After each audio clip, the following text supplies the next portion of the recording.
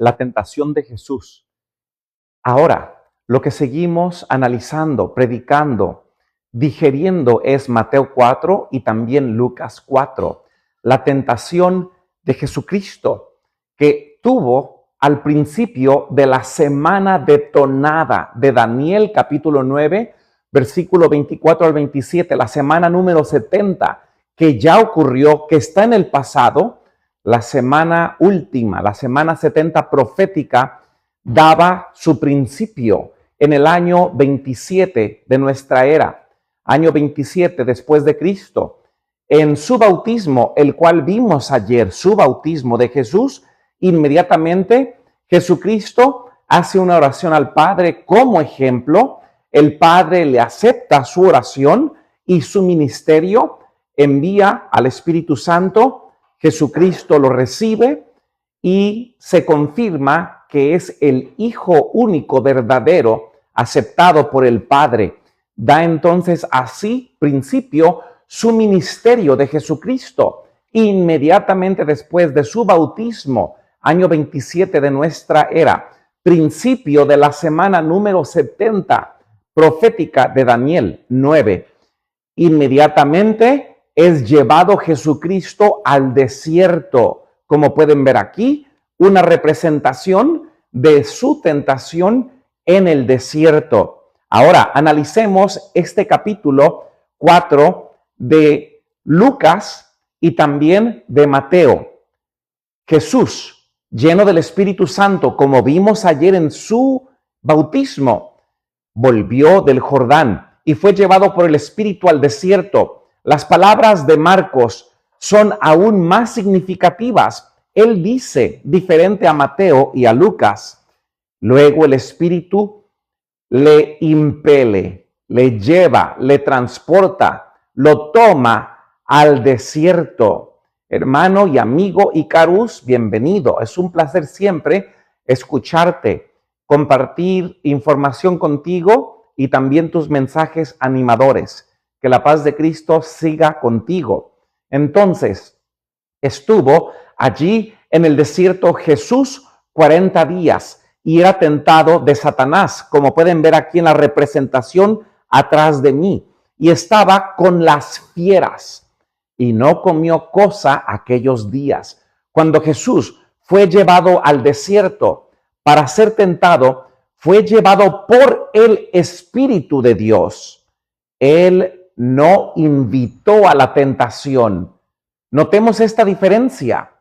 Yo no puedo decir de que puedo ir a cualquier lugar a frecuentarlo, pues yo voy a ser liberado por Dios. No, no podemos ponernos donde nuestra carne es débil. Hay una gran diferencia en Jesucristo ser llevado a Jesucristo haberse puesto en la tentación.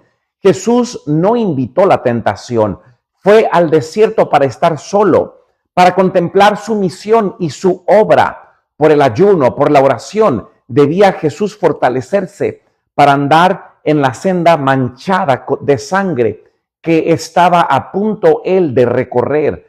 Pero Satanás sabía que el Salvador había ido al desierto y pensó entonces que esa era la mejor ocasión para atacarlo, justo cuando él estuviera en su punto más débil. Grandes eran para el mundo los resultados que estaban en juego en ese mismo momento, en el desierto, en el conflicto entre el príncipe de la luz y el caudillo del reino de las tinieblas, después de inducir al hombre, Satanás, a pecar, específicamente a Adán, el que tenía el primado de esta creación en el Edén. Satanás reclamó la tierra como suya. ¿Y sabe usted a quién le pertenecía como a suya antes de que pecara el ser humano? A Adán. Satanás entonces le quita el primado a Adán y ahora la reclama como suya al Eva y Adán ceder al pecado. Después de luchar contra el hombre y vencerlo, Satanás reclama todo lo que está aquí en la tierra como su propiedad y se llamó príncipe de este mundo, habiendo hecho conformar a toda su propia naturaleza. Es decir, el ser humano ahora pasó de tener una naturaleza que naturalmente, obviamente, obedecía al Padre. Estaba en comunión, ahora está en contra de todo lo que es divino. Entonces, pensó en establecer aquí su imperio, en esta tierra, Satanás. Recordemos que Lucifer había sido sacado del cielo. Apocalipsis nos dice que hubo una gran batalla. Miguel y sus ángeles lidiaban contra Lucifer y sus ángeles, y perdió Lucifer. Y al él pecar y ser echado del cielo, él vino ahora acá a esta tierra, antes de que el ser humano fuera creado. Cuando Satanás hace caer por lo que entra a la boca de Adán y Eva, no olvidemos eso, porque esto tiene mucho que ver con el tema de hoy. Satanás planeó empezar aquí en esta tierra su imperio. Declaró Satanás que el hombre había elegido como soberano suyo. Mediante su dominio de los hombres, Satanás dominaba el mundo. Cristo había venido para desmentir la pretensión de Satanás como hijo del hombre. Cristo iba a permanecer leal al Padre. Así se demostraría que Satanás no había obtenido completo dominio de la especie humana y que su pretensión de Satanás al reino del mundo era falsa. Todos los que deseasen liberación de su poder satánico podrían ahora ser liberados mediante este gran ministerio que Jesucristo estaba empezando en el desierto al ser tentado. El dominio que Adán había perdido por causa del pecado con Satanás en el jardín del Edén sería ahora recuperado de la misma forma que Adán lo perdió.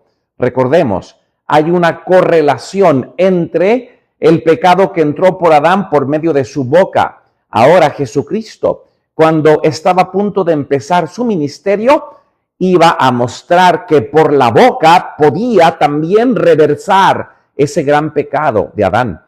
Desde el anuncio hecho a la serpiente en el Edén: y enemistad pondré entre ti y la mujer, y entre tu simiente y la simiente tuya. Génesis 3:15.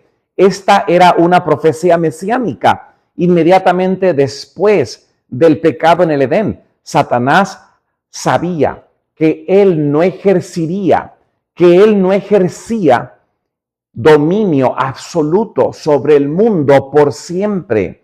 Veía Satanás en los hombres la obra de un poder que resistía a su autoridad.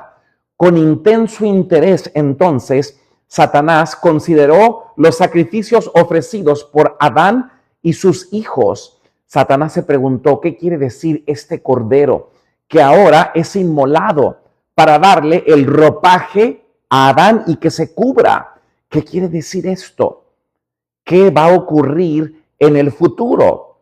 Satanás estaba presente cuando se sacó a Adán y a Eva del jardín del Edén. Representó falsamente a Dios. Así como los ritos que señalaban al Salvador, los hombres fueron inducidos a temer a Dios como a un ser que se deleitaba en la destrucción. Los sacrificios, entonces, que debían revelar su amor, eran ofrecidos únicamente para apaciguar su ira. Satanás excitaba las malas pasiones de los hombres a fin de asegurar su dominio sobre la raza humana caída en pecado. Cuando fue dada la palabra escrita del Padre, Satanás estudió las profecías de la primer venida del Salvador Mesías. De generación en generación trabajó Satanás para cegar la gente acerca de esas profecías a fin de que rechazasen a Cristo en ocasión de su primer venida. ¿Y sabe con quién Satanás trabajó? ¿Y con quién tuvo éxito? ¿Y con quién tiene éxito hasta el presente? Con los judíos, con la raza que fue escogida antes de la encarnación de Cristo. Pues ellos esperaban, la nación judía, a un Mesías político que los liberase de la esclavitud del yugo romano y no del pecado. Al nacer Jesús, Satanás supo que había venido un ser comisionado divinamente para disputarle su dominio. Tembló Satanás al oír el mensaje del ángel que atestiguaba la autoridad del rey recién nacido. Satanás conocía muy bien la posición que Cristo había ocupado en el cielo como amado del Padre, como el Hijo que merecía la misma honra que el Padre. El hecho de que el Hijo de Dios viniese a esta tierra como hombre le llenaba de asombro y aprensión a Satanás. No podía sondear el misterio Satanás de este gran sacrificio. Su alma egoísta no podía comprender tal amor por la familia engañada humana. La gloria y la paz del cielo y el gozo de la comunión con el Padre era débilmente comprendida por los hombres, pero era bien conocida para Lucifer, el querubín que había sido cubridor de la gloria del Padre, puesto que había perdido él el cielo. ¿Lo recuerdan? Estaba resuelto a vengarse, haciendo participar a otros de la misma caída, y en este caso fue al ser humano. Esto lo lograría induciendo a Adán y a Eva a menospreciar las cosas celestiales y poner sus afectos en las cosas terrenales. No obstante, los obstáculos iban al generalismo del cielo, a ganar las almas de los hombres para su reino. Este siempre fue el plan de Satanás. Desde su infancia en Belén fue continuamente asaltado Jesús por el maligno. La imagen de Dios se manifestaba en Jesucristo y los concilios de Satanás se habían resuelto vencerle. Ningún ser humano había venido al mundo y escapado el poder del engañador Satanás. Las fuerzas, la confederación del mal, asediaban su senda para entablar guerra con Jesús, y era posible prevalecer contra Jesucristo y vencerlo. Esto era la mentalidad de Satanás. Y si recordamos, desde cuando Jesucristo nació, fue el plan satánico matarle a Jesucristo recién nacido. En ocasión del bautismo del Salvador, Satanás se hallaba entre los testigos. Vio la gloria del Padre que descansaba sobre su Hijo. Oyó Satanás la voz de Jehová, del Padre, atestiguar la divinidad de Jesús. Desde el pecado de Adán, la especie humana había estado privada de la comunión directa con Dios. El trato, entonces, entre el cielo y la tierra se había realizado por medio de Cristo. Él era el intercesor, aún en la época de Adán y Eva, y enseguida, después de ellos, de la comunión directa con el Padre. El trato entre el cielo y la tierra se había realizado por medio de Cristo todo el tiempo, pero ahora que Jesús había venido en semejanza de carne de pecado, el Padre mismo antes se había comunicado con la humanidad por medio de Cristo. Y esto lo encontramos en Romanos capítulo 8, versículo 3. Ahora se comunicaba el Padre con la humanidad mediante Cristo.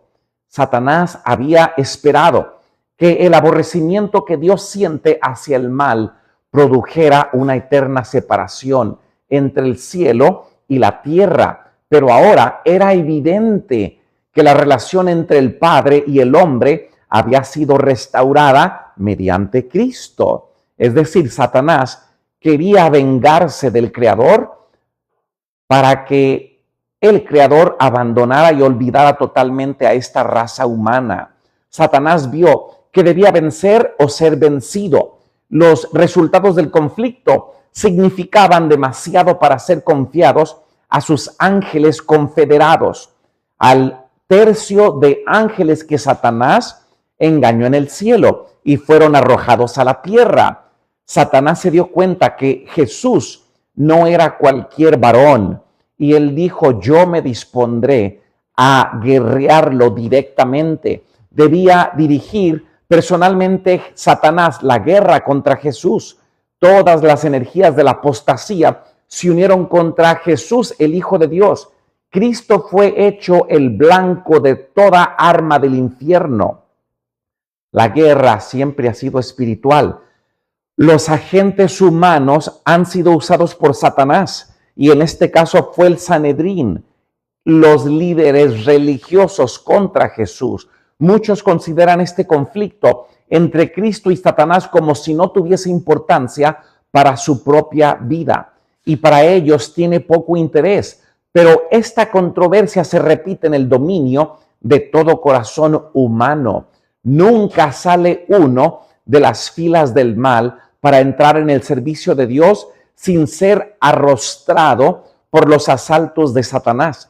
Es decir, Satanás pelea estas mismas luchas que peleó contra Jesucristo en los agentes carnales, en los seguidores, en los cristianos. Las seducciones que Cristo resistió con las mismas que nosotros nos encontramos en el presente, tan difíciles de resistir, les fueron infligidas en un grado tanto mayor, cuanto más elevado era su carácter que el nuestro, Jesucristo. Es decir, Él sufrió las mismas tentaciones en el desierto que nosotros, llevando sobre sí el terrible peso, Jesús, de los pecados del mundo. Cristo resistió la prueba del apetito del amor al mundo y del amor a la ostentación que conduce a la presunción. Estas y estos fueron las tentaciones que vencieron a Adán. Recuerda, el pecado entró por la boca a Adán. Jesucristo tenía que mostrar que la restauración de ese pecado iba a empezar por la boca, y que tan fácilmente nos llevaron y nos vencieron al pecado por medio de Adán y Eva en el jardín del Edén. Satanás había señalado el pecado de Adán, que era una prueba que la ley de Dios era injusta, y esa ley de Dios eran los 10 mandamientos, no la ley mosaica, y que no podía ser acatada, que no se podía obedecer. En nuestra humanidad, Cristo había de rescatar el fracaso de Adán, pero cuando Adán fue asaltado por el tentador, no pesaba sobre él ninguno de los afectos o efectos del pecado. Gozaba de una plenitud de fuerza y vitalidad, así como el perfecto vigor de la mente y del cuerpo estaba rodeado por las glorias del Edén, Adán, y se hallaba en comunión diaria con los seres celestiales. No sucedía lo mismo con Jesús cuando Él entró en el desierto para luchar con Satanás. Durante 4000 años, del jardín del Edén a la encarnación de Jesucristo y su tentación en el desierto, no sucedía lo mismo con Jesús. Él había entrado a esta guerra contra Satanás en una condición más desfavorable que la de Adán en el jardín del Edén. Es decir, Jesucristo vino a restaurarnos y pelear contra Satanás en una situación peor, más desfavorable que la que tenía Adán. Durante 4000 años la familia humana había estado perdiendo fuerza física y mental, así como valor también moral.